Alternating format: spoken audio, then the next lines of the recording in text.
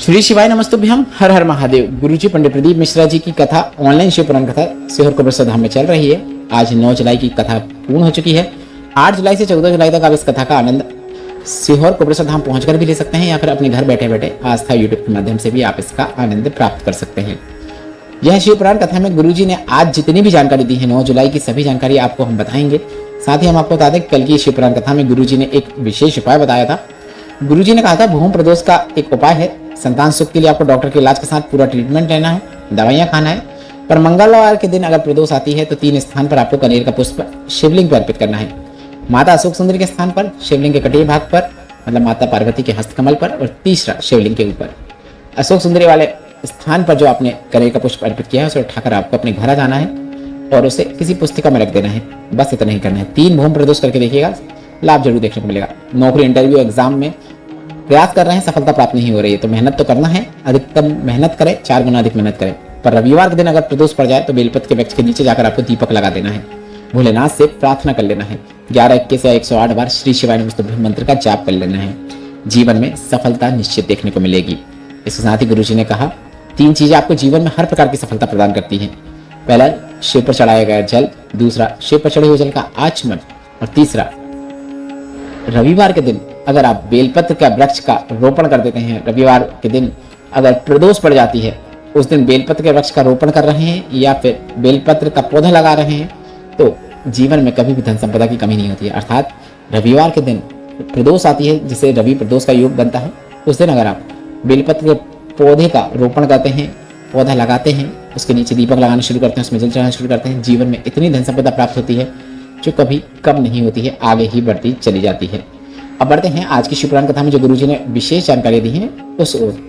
गुरुजी ने कहा अगर 1 लोटा जल हम जब अपने घर से लेकर भोलेनाथ के मंदिर में जाते हैं तो हमारे घर में जितना भी वास्तु दोष होता है वह सब समाप्त हो जाता है, पितृ प्रसन्न हो जाते हैं।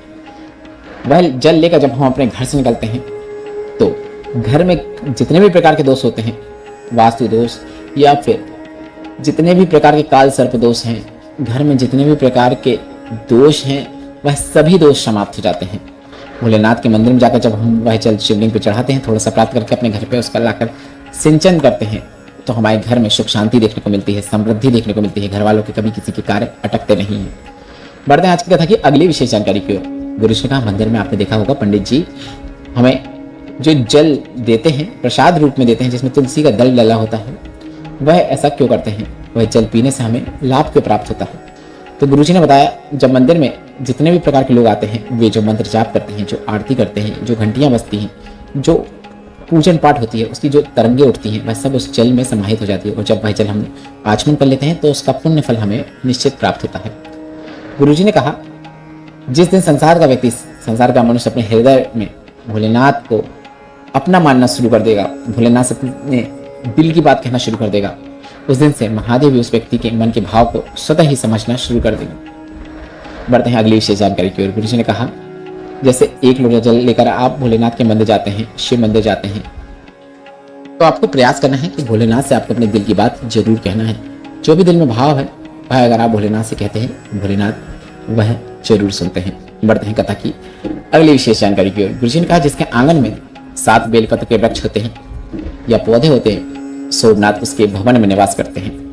9 बेलपत्र हैं तो उसके घर में मल्लिकार्जुन का वास होता है। 11 बेलपत्र के वृक्ष है तो उसके घर महाकाल का वास होता है। 17 है तो उसके घर ओंकारेश्वर स्वयं निवास करते हैं। 21 है तो उसके घर केदारनाथ का वास का घर हो जाता है। 31 है तो भीमा शंकर का स्थान बन जाता है और वहाँ पूरी वाटिका है, मतलब 108 बेलपत्र के वृक्ष लगे होंगे तो वह काशी विश्वनाथ बन जाता है। 108 बेलपत्र के वृक्ष आपको सीहोर कोबरेश्वर धाम में वाटिका में जरूर देखने को मिलेंगे। इस वीडियो में बताई गई जानकारी संबंधित आपके मन में जितने भी प्रश्न हैं वे सभी प्रश्न आप कमेंट बॉक्स में पूछ सकते हैं। मेरे द्वारा दी गई जानकारी अगर आपको थोड़ी सी भी उपयोगी लगी तो वीडियो को लाइक करके कमेंट बॉक्स में श्री शिवाय नमस्तुभ्यम या फिर हर हर महादेव जरूर टाइप कीजिएगा। श्री शिवाय नमस्तुभ्यम, हर हर महादेव।